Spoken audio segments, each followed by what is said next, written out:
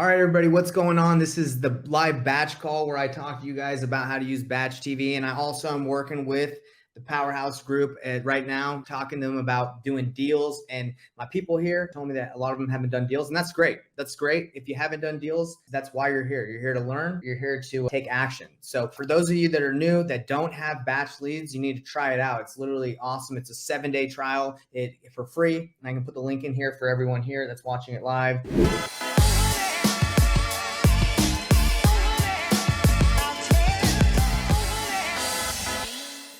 If any of you watched the episode last week or what I talked about when I went on the live call last week, I was talking to one of my employees, his name's Nathan as well, about a deal that I had in Miami. It was like amazing. We were going to make like $100,000 on it, right? So let me give you the story of how we got this and how you can avoid what happened to us. Okay, this is what happens when you joint venture a lot of the time is you don't have access to all the information because you're relying on other people. And this isn't to throw anyone under the bus. I'm just letting you know this is what happens. I'm in a couple different groups for coaching, right? I help people learn how to wholesale, to do it efficiently and effectively and all that. And what was happening was this girl comes on the call and she's like, hey, look, I have a lead. It's a seller. I need to find a buyer. It's a piece of land. And I've been talking to the seller for a couple months. Can you help me find a buyer? I said, sure, I can help you find a buyer. That's what I do. Let's split the deal 50-50. She got the contract, I got the buyer. So we said, send us your contract, we'll sign the JV agreement, and she did. So we looked at it, we checked on Batch to see if he was really the owner. It says that he was the owner. So we're working this deal. I never talked to the seller. I just rely on Nathan, who works with me, to talk to the seller and the girl that we were JVing with. So there were some red flags in the beginning.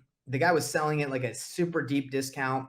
And usually when I talk to a seller and they're selling super, super low, I ask them like, why are you selling so low? Because you can get more for this house. So I never had that conversation with him, but one of the red flags was, I think the land retailed at like 350 and the guy signed for like 120. So we spent about a week or two trying to find a buyer. We eventually find people that are willing to pay what we're asking, but they want a 30-day close because land, I think they need to like verify a lot of things before they jump into it. What happened with that is it came down to like the last week. No, we weren't able to find any cash buyers, but that would close on it. But we did have one guy that we were tight with. And he was like, dude, I'll pay 170, but I need to close on Monday, like the day after we had to close. And we were like, dude, we can't do that because it was a great deal. We were scrambling to learn how to buy the property with hard money. And we found somebody.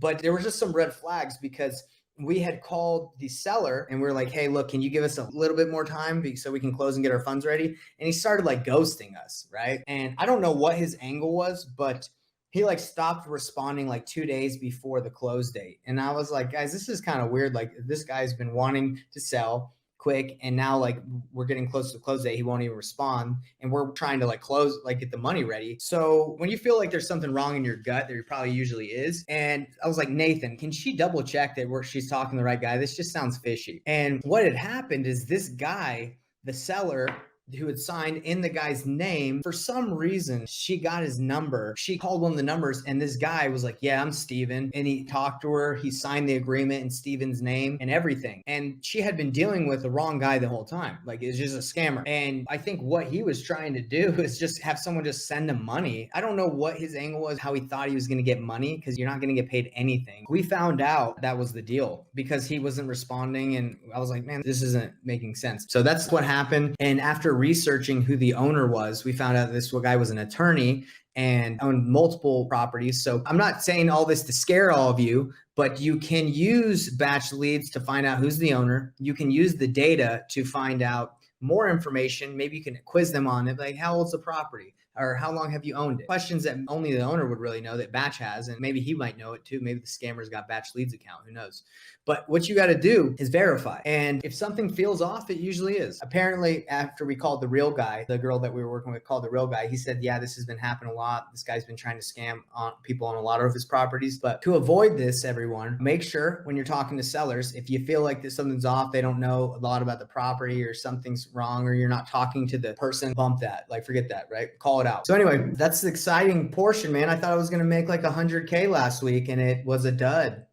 But who cares? If you think of questions, it's fine. I got to call this buyer back. All right. So you are asking, Nate, how do I find a good market to flip in, right? Or wholesale in, right? That's right. So what you can do is using data, you can see what areas have the most flips going on. So for example, if you go here to Utah, you can do the whole country if you wanted, but let's just say, okay, I want to know what part of Utah should I be doing deals in, right? So then you can look and see where the activity is, right? There's more activity obviously in Salt Lake City, Utah. There's not a lot going on anywhere else. Does that help? Yes, it does. Thank you. What's up, dude? How's it going? Okay, yeah, Diego, there you go. All right, we're going to teach you how to comp a property right now. All right, you ready?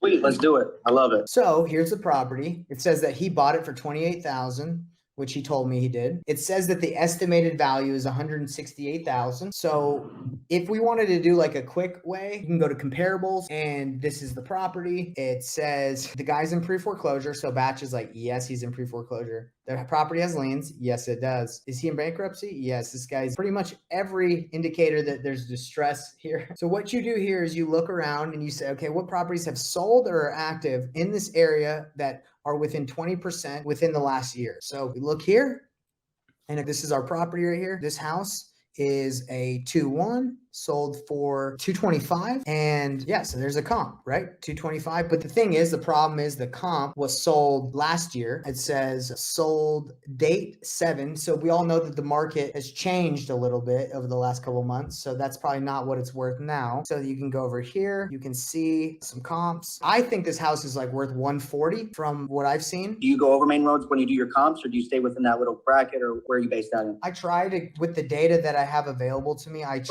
try my best to stay as close as I can. But according to this, the data that's available, he lives on a main street, right? So you got to cross it, right? Unless there was something that's sold here. I just showed you how to comp using batch leads. And if you don't have batch leads, I just put the link in there in the chat. You guys can try it out for 7 days for free.